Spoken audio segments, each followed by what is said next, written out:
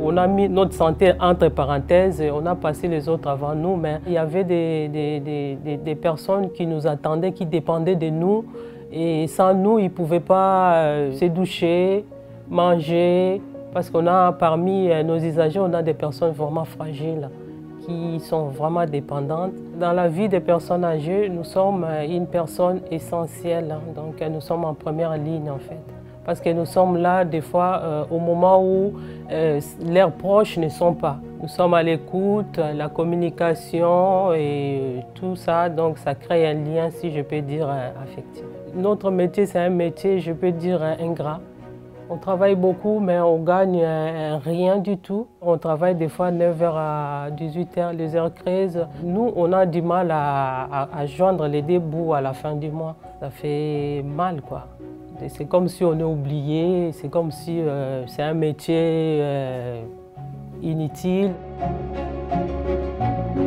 Le recrutement, c'est quand même le nerf de la guerre, parce que en réalité, sans nos équipes, on ne peut pas accompagner les gens. Trouver une auxiliaire de vie, alors je dis une, même s'il y a quelques hommes, on va garder au féminin, parce que c'est quand même... C'est pas que je sois fière que ce soit un métier de femme, mais je suis très fière que ce soit des femmes qui portent ce métier. Ce ne sont pas forcément des métiers qui sont bien identifiés, qui donnent envie.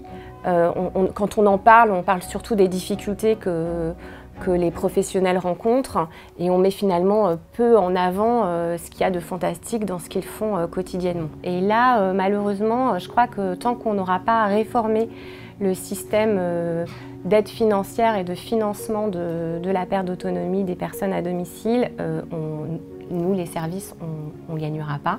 Donc on est un peu pris en otage en réalité. On ne peut pas dire on fait que ce pourquoi nous sommes rémunérés.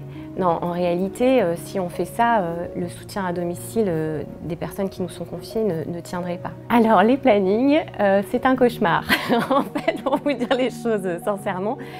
C'est Tetris, avec un mélange de sable mouvant. On comprend parfois l'agacement, l'agacement puis l'angoisse des gens aussi, parce qu'en fait, ils sont aussi impatients de retrouver l'auxiliaire de vie qui va venir, qui va peut-être même parfois être la seule personne qu'ils vont voir dans leur journée. Si on ne fait pas vite les choses, si on n'opère pas un véritable changement, à l'horizon 2030, on n'aura pas les professionnels en nombre suffisant pour accompagner toutes ces personnes vieillissantes à domicile et ça sera un drame. Voilà, donc là c'est maintenant en fait qu'on peut prendre les bonnes décisions, qu'on peut donner envie aux gens de faire ce métier, mais pour leur donner envie de faire ce métier, le fait de leur dire c'est un métier où on est autonome, on crée du lien et tout ça, mais vous allez bosser à temps vous allez subir le temps partiel, vous n'aurez pas de temps de coordination, vous allez courir sans arrêt, vous allez utiliser votre voiture personnelle et les frais kilométriques, ça va être extrêmement compliqué, les temps de déplacement aussi, ça va être extrêmement compliqué. Je ne suis pas sûre que j'ai les bons arguments pour les convaincre de nous rejoindre. Depuis plus de 3 ans, Aesio Mutuelle s'engage pour une juste reconnaissance des aides à domicile parce qu'elle est persuadée que ces professionnels sont au cœur de son projet d'entreprise. Le vivre mieux ensemble. Un engagement déployé à travers plusieurs actions. En mai 2018, avec les échanges et débats de sociologues et employeurs du secteur, lors des rencontres Aesio, pour construire et réussir la société de la longévité. En septembre 2018, le lancement d'une vaste campagne de mobilisation « Dites-leur merci » en prévision de la loi Grand Âge et Autonomie. En novembre 2019, c'est l'acte 2 de la campagne. Une lettre ouverte à destination du Premier ministre a été publiée dans le journal du dimanche afin de toujours plus mobiliser l'opinion publique. En même temps, un court-métrage illustrant la vie de nos seniors dépendants est diffusé auprès d'1 million de personnes pour présenter la société en 2030, sans aide à domicile, afin de sensibiliser sur les risques liés à la pénurie de ces professionnels si rien n'est fait à temps. En mars 2020, c'est la pandémie de Covid-19. Aesio et la Massif déploient un dispositif solidaire en commun pour soutenir les professionnels et bénévoles qui maintiennent les liens quotidiens avec nos aînés, avec les personnes âgées isolées et les plus vulnérables. Un fonds de soutien spécifique dédié au secteur de l'aide à domicile et aux employeurs de plus d'1 million d'euros pour faire face à des dépenses exceptionnelles dues à la crise sanitaire.